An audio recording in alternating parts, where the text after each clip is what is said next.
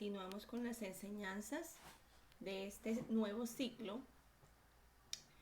y vamos a trabajar lo correspondiente a los textos dramáticos. El propósito de esta enseñanza es identificar las características de los textos dramáticos, su estructura y clasificación. Cuando hablamos de textos dramáticos debemos hacer referencia a lo que es la dramática. Y como dramática se hace referencia al conjunto de obras propias del género literario en el cual el autor o escritor crea textos para ser representados o actuados sobre un escenario ante un público, lo que conocemos como obras teatrales. En estos textos, mediante diálogos, el dramaturgo describe situaciones de la vida de uno o varios personajes. La palabra dramática proviene de drama.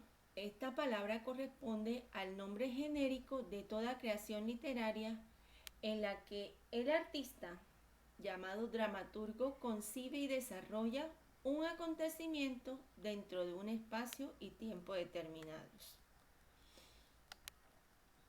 Características. Las obras dramáticas, entonces, podemos afirmar que son textos escritos para ser representados o actuados ante un escenario. 2. Las obras dramáticas representan situaciones o acciones humanas conflictivas. Y 3. El recurso expresivo característico de estas obras es el diálogo. El libreto o guión teatral.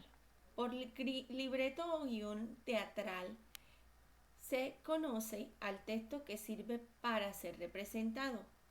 Contiene los diálogos de los personajes y las acotaciones. El diálogo es la parte del texto que indica lo que expresa o debe decir cada personaje. Y las acotaciones hacen referencia a las anotaciones que el escritor hace de la obra para describir los lugares, tiempos y así desarrollar la historia. En las acotaciones también se describe el vestuario y las emociones de los personajes. Como podemos observar aquí, en este texto, que lleva por título El ratón limpio y el ratón sucio, aquí encontramos los personajes que serían el narrador, el ratón limpio y el ratón sucio. Aparecen en negrilla. Las acotaciones son los textos que están entre paréntesis y describen los sentimientos, emociones o situaciones que dan el contexto a la situación que se va a representar. La estructura del texto dramático. El texto dramático tiene una estructura interna y una estructura externa. La estructura interna no es más que el hilo o desarrollo de la historia. Entonces va a tener un inicio, un desarrollo y un final. En el inicio corresponde el principio de la obra y se hace la presentación de los personajes. El desarrollo, aquí se lleva a cabo la situación o conflicto que se va a desarrollar durante la obra. Y al final, la solución de ese conflicto o situación planteada, en el que el personaje o los personajes se ven inmersos. Estructura externa. En cuanto a la estructura externa, corresponde ya a la puesta en escena de la obra. Entonces hablamos de actos y escenas. Por actos reconocemos que son las partes de la obra relacionadas como inicio, desarrollo y final, y se van marcando con la subida y bajada del telón. Las escenas Las escenas corresponden a las entradas y salida de los personajes del escenario. Durante la puesta en escena, los personajes o actores son quienes representan las acciones de la obra teatral y la escenografía corresponde al conjunto de elementos que ambientarán el escenario de acuerdo a la obra. Entonces estamos hablando de la decoración, iluminación, sonido, utilería y vestuario de los personajes, entre otros. Aquí vemos una imagen de una obra teatral infantil.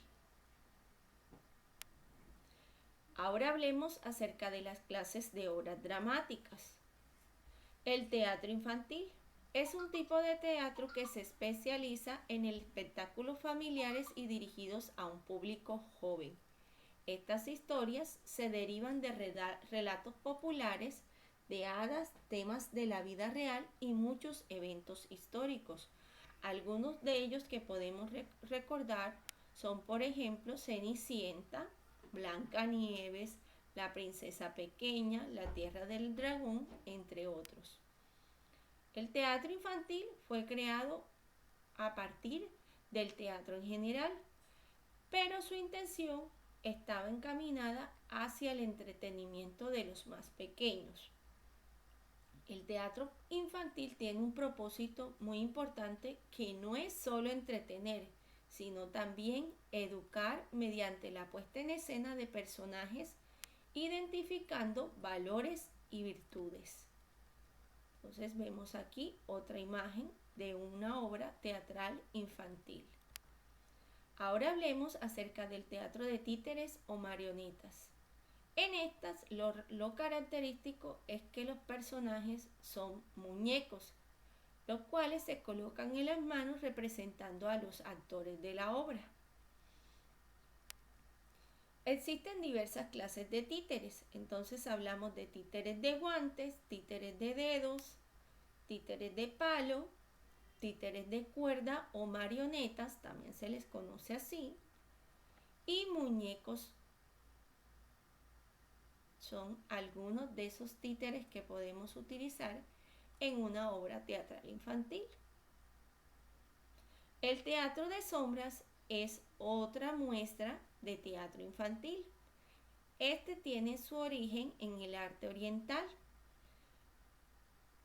y tiene como recurso visual efectos ópticos que no son más que el reflejo de sombras frente a una pared o un telón blanco.